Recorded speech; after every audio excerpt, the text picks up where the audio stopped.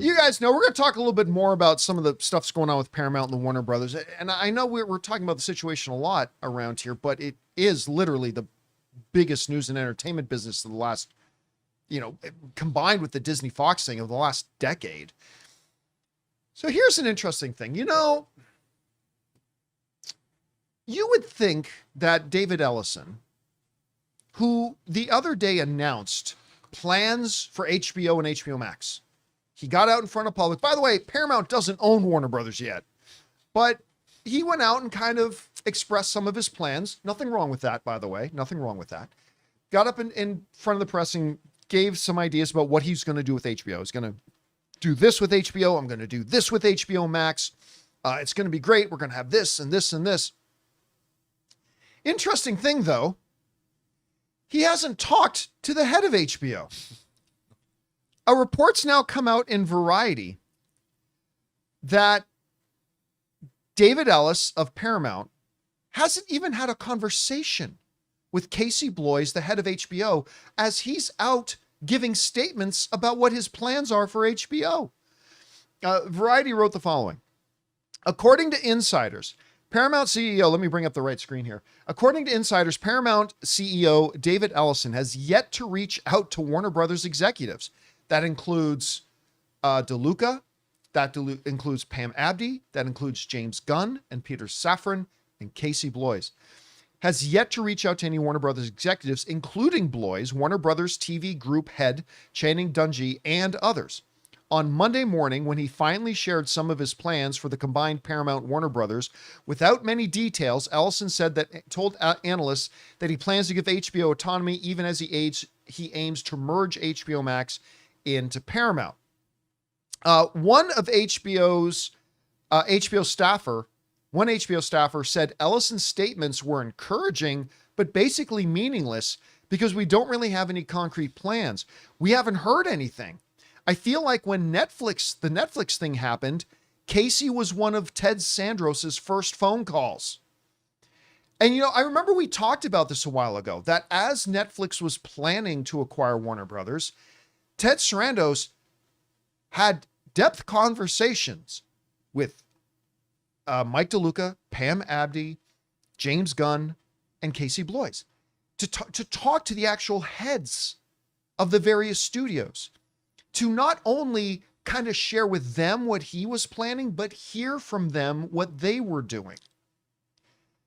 And I just naively assumed that David Ellison would have done the same thing, and certainly would have done that with Casey Bloys, the head of HBO, prior to making public statements about what he's got in mind for HBO. I mean, this is basic leadership 101. And now look, you guys have seen some of the videos I've been doing around here. While I am against Paramount taking over Warner Brothers, there are some things I concede. David Ellison truly is a true die-in-the-wool film fan. He really is. He loves movies. And he's a smart guy, And I did a video the other day, Rob, talking about the potential upsides of Paramount. Because I'm trying to stay even on this, like the potential upsides of Paramount getting Warner Brothers. But this is stupid. Like, this is really stupid. Like, you're going out and making public statements about what you're going to do with certain divisions when you haven't even, by the way, you haven't even talked to the guy that you have publicly said you're keeping around, when you have no idea if he's going to stay around. And by the way, much like James Gunn, Casey Bloys has a contract that runs out in 2027. He could be gone in a year. He could leave before the end of the year. So I don't know, Rob, that's a very concerning thing when I heard about it. Like, I was actually shocked, and I had to do a double check on it. But apparently, he hasn't had any conversations with any of these people. And that seems to be, if you're trying to do right by the business and you're trying to do smart things, these are people you should talk to first, like Ted Sarandos did. Anyway, Rob, you heard about this. What's your takeaway from it? Well, Skydance began, they were basically a finance company. They were co-financing. This is what I remember hearing, and people could say I was wrong, that Larry Ellison gave his two kids, Megan and David, each like $600 million to go start companies. We've all been there. You know, Annapurna was born out of Megan Ellison's side of things, and then David Ellison started Skydance. And at first, you know, David was financing like half of Paramount's slate, J.J. Abrams' Star Trek movies, Mission Impossible, and was building things from there. And that's how he sort of began. But what that leads me to believe is that, yes, he learned the business, but he wasn't playing the politics of the business as much. So he comes in with his money, and of course everybody's your friend when you have money and you're co-financing movies and you get to meet everybody and be a mover and shaker and all that. But you're not existing you're in a different place. Whereas, you know, the HBO executives, David Ellison's never been in a position where he's had to do that because he's been the one that everybody's come to and kissed his ass because he had the money. And I think that it's just a different skill set that he's going to have to learn, because you're talking about, the problem is he's punching below his weight class. I mean, or is it above? He's dealing with industry professionals that have been around for a really long time. When you're running HBO, you're running the best network. And I'm sorry, but David Ellison, for as good as he is, he's not at that level yet. You know, it's a different political thing to be talking to people. Just like Mike DeLuca was an executive at New Line in the late 80s. He's been around for a long time. So I think that David Ellison probably, you know, didn't feel necessarily that he needed to call people.